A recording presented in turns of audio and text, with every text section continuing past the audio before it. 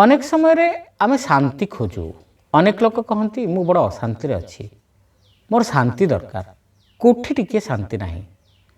वास्तव में पूर्ण शांति कौन? मनीष केतेबेले संपूर्ण शांति पाए?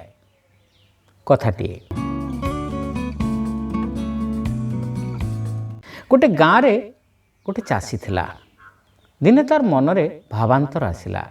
से भाविला जमी चसी चसी मु मोर जीवन टाकू माटी करदेली। जोग को ठीक से ही दिन गाँ को आसथिले जड़े बैरागी चाषी। तांकू देखी चाषी जनक ठीक कला जे से सबू छाड़ी छुड़ी दे ये साधुंक भलिया सन्यासी होइजिबो। चाषीटी अविवाहित थिला, तेणु से तार हल लंगल बलद अन्यान्य साज सरंजाम सबू बिकिदेला। सबू किछि छाड़ी दे से घर बाहरला बेले देखला गोटे कोदाल बाहर पड़ी। ताहा से पूर्व दिन बाहर छाड़ी दे आसथिला। से तरबर रे थिबारु से कोदाल को नहीं निज घर आटुरे रखिदेला और बाहरी गला।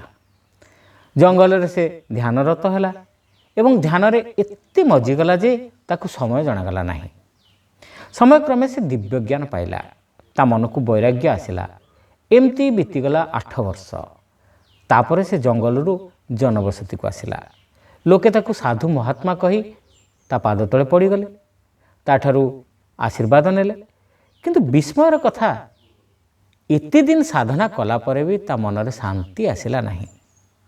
किछि गोटाए ता मन भितरे रुगुरुगु हेउथाए। एमती बीतीगला पुणी 8 वर्ष। मन भितरे तथापि तार पूर्ण प्रशांति आसिला नहीं। दिने से निजको धिक्कार करी कहिला, हतभागा 16 वर्ष धरी एते जप ध्यान तप कलिणी, एते ईश्वर को डाकिलिणी, तथापि अभाव रहुछि कोठी? काहेकि मो मनरे पूर्ण शांति आसुना? एमती धिक्कार करुथिला बेले निजको शुणिदेले आउ जणे साधु।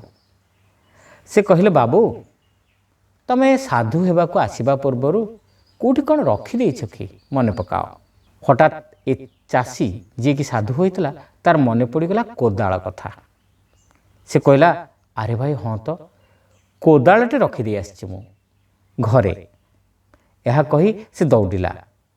घरे पहुँची देखिला घर भांगी रुजी जाइछि। गोटे भग्न स्तूपर घर परिणत हो जाइछि। सेथिरे तार दुख नथिला। सेई माटी तळु से बाहर कला तार कलंकी लगा कोदालर अंश।